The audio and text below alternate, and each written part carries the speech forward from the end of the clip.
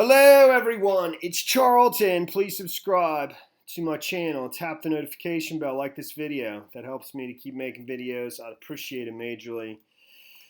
Alright, so I want to quickly as possible, continue on what I was talking about yesterday, the inquiry into the use of Prestwick Airport in Scotland. It's 50 miles or so north of Trump Turnberry Golf Course.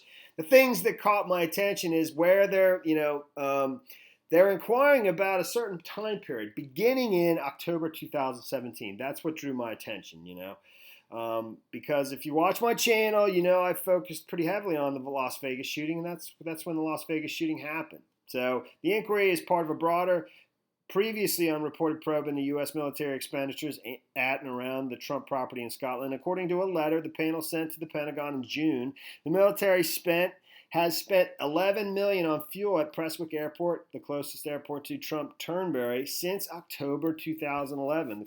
Fuel that would be cheaper if purchased at U.S. military base, etc. And that just caught my attention. Don't ask me why. Well, part of it is that, one of my working theories, and there's another story out there today about Trump canceling a meeting at Camp David with Taliban leaders, which was seen to be pretty highly controversial, unorthodox for an American president, meeting with leaders of a terrorist organization, at Camp David. And presumably it's over, continuing peace negotiations and an eventual full withdrawal. I thought he'd basically announced that we're withdrawing out of Afghanistan. Anyway, so I do think this kind of ties right on to that. What I was sort of driving at in this previous video about this. But my working theory of Las Vegas.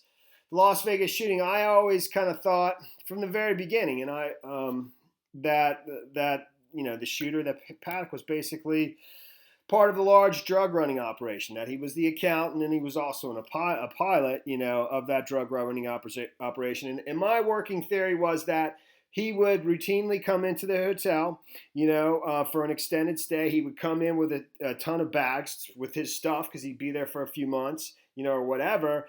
And then a supplier, whoever that may be. I was suggesting that it was the Saudis, and they weren't necessarily the grower, the actual manufacturer of the drugs, and whatever drugs we're talking about, maybe heroin, okay, would come into the hotel. And I use the Saudis because they own 4 floors on the Mandalay Bay. They literally own them as part of they were one of the early investors when I think the Mandalay Bay was in trouble. And and then he would get the drugs he would go in for his extended stay, unpack, and then he'd have a bunch of empty bags and fill up the bags with all the drugs. Then they'd go back out of the hotel and be distributed throughout the country by a network of pilots and whatnot. And that in looking at a lot of different things, I kept finding all these connections to the Air Force popping up. The U.S. Air Force has an Air Force base right there. It's, I think, Nellis, which is right outside Las Vegas, as well as McCarran International Airport's right there in front of the Mandalay Bay. So that was my theory, and why he was killed, or if in fact he wasn't the actual shooter or whatever. I don't know.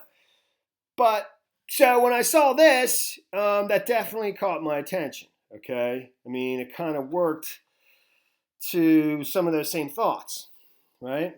So, anyways, and I went over these things, but just to review as quickly as possible, it says it cited the Defense Logistics Agency records showing 629 fuel purchase orders worth $11 million since October 2017. Given the president's continued financial stake in his Scotland golf course, these reports raise questions about the president's potential receipt of U.S. or foreign government emoluments in violation of the U.S. Constitution. I don't really care about that. $11 million is so insignificant. And then they go on to say that his golf course is actually revenue has improved from a loss in 2017 to some kind of Taken together, the incidents raised the possibility that the military has helped keep Trump's Turnberry resort afloat. The property lost $4.5 million in 2017, but revenue went up $3 million in 2018. It's completely insignificant, obviously. In fact, I don't know. So, I mean, it's like, it's like they want to do this right out in the open. Right out in the open. So it's almost like these little stupid, these stupid things are a way of bringing it out into the open so that it makes it more less suspicious. It's almost like I remember seeing The Shield, the movie, not the show, The Shield, which I used to love, man. Love. Great show on FX. I think that, and especially like the first 3 years of it, it was so good. But one of the things was, and they were these dirty cops that were, that you kind of liked them still too, and but they would do things, but they would do it right out into the open, right under the noses of the people who suspected them of being dirty cops, and that would make it, it would just be the way to do it, Anyways, so where am I going with this? Nowhere really, I mean, I just wanted to, the fact that I was just going over this, and then this story came up about Trump canceling a meeting with Taliban leaders at Camp David, and I mean, everybody knows that I think a fair amount of heroin is grown in Afghanistan. I was shocked to learn how much exactly. And this is from October 2017, ironically. This is the New York Times. Honestly, I had no idea. I just saw that for the first time. I thought it was 2018, but it's not. It's 2017, October 29, 2019. Afghan Taliban awash in heroin cache, a troubling turn for the war. But I was just shocked to learn that, the country has consistently produced about 85% of the world's opium, despite more than $8 billion spent by the United States alone to fight it over the years, is accepted with a sense of helplessness among counter-narcotics officials. 85% of the world's heroin, opium is basically heroin, 85% comes from Afghanistan. It's grown in Afghanistan. It's pretty shocking, and so, that's pretty much it. I remember seeing the president. He and I think this is in Cincinnati. I'm sorry. It's New Hampshire. It's New Hampshire, which I think has suffered pretty badly from the drug problem. I don't know why that state has suffered even more than others, but many have. I mean, it's such a huge problem. I mean, the number of deaths from overdoses, I think 2016 was around 60,000, something like that too. I believe it was. And 2017, this is Trump, okay? That is Trump. 2017 is Trump, 100%. 2018 is Trump for sure. But they're both. I mean, you could say, well, it's a leftover from, but it's, 2018 is totally Trump. But anyways, 2017 is too. So there were 70,237 drug overdose deaths in the United States. Hold on. Be quiet.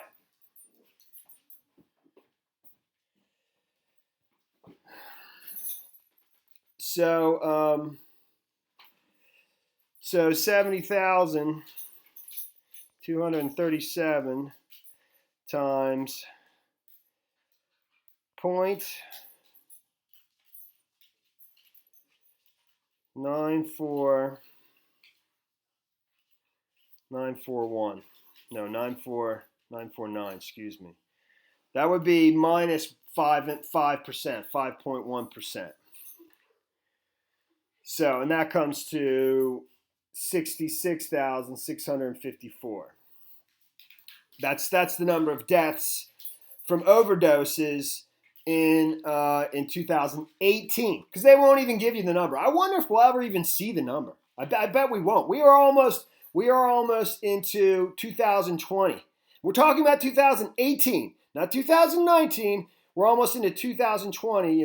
Well, it's September 2019, But we still don't even have the actual. They don't give you the number. They in their statement. This is from previous. In the statement from the Azar, the Secretary of Health and Human Services. On Wednesday, the Center for Disease Control and Prevention, this is in July 2019, the health statistics released provisional counts of overdose deaths in the United States that showed a decline of 5.1% between 2017 and 2018. That's the number I just gave you just by doing the math, taking 5% off of the 2017 number. So, and the funny thing is in here, and he goes on, of course, to praise Trump, like that's success. The latest provisional data on overdose show that Americans' united effort to curb opioid use disorder and addiction are working. Lives are being saved. Lives are being saved, and we're beginning to win the fight against the crisis. Under President Trump's leadership, and thanks to the efforts on the ground by communities across America, the number of patients receiving medication-assisted treatment has risen. Medication-assisted treatment has risen. Distribution of overdose reversing drugs is up. Distribution is up of overdose reducing drugs. They're selling even more drugs to treat the overdose, the drug addiction. Ridiculous, but whatever. I just remember seeing this rally in New Hampshire and the president talking about it, and his comments just cracked me up. It's not funny, but it's just sad, man. It's just sad that people, ads shows them, and you've seen them. I don't even want to describe them. They're brutal. But we're doing ads on television and papers about how bad it is for children, so they can see it. Because the greatest thing we can do is not get people started on drugs, right? Not get them started. It's hard to get off. We can get them off, and we're doing it, and it's been done, but it's hard to get off. If they never start, it's real easy. It's real easy. So we're trying to get young kids. You won't see the fruits of this labor for a little while because it takes a while, but we are working so hard on advertising and promotions to tell young kids, children, how bad drugs are, how dangerous they are, how horrible they are, how they destroy your brain, how they do so many bad things. And they're really very tough ads. They're hard-hitting ads, and I think they're having a big impact. You'll see. Over time, you'll see. But we still have much work to do. But as a result of these efforts last year, we saw the first nationwide decline in drug overdose deaths in 31 years. It's pretty amazing. And at the center of America. So it's pretty amazing. That's what he's saying. The first decline in overdose deaths in 31 years.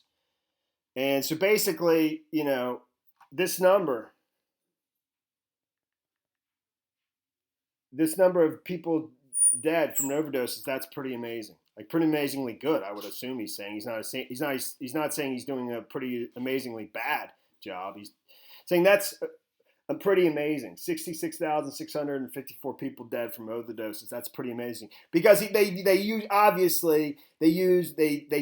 tweak the statement so that it sounds positive. The first decrease in overdose deaths, so it went from 71,000 to 66,000 something, but because every year in the last 30 years it's been increasing. But it's far from getting down to, the 30,000 that it was before this massive epidemic or whatever, even 15,000.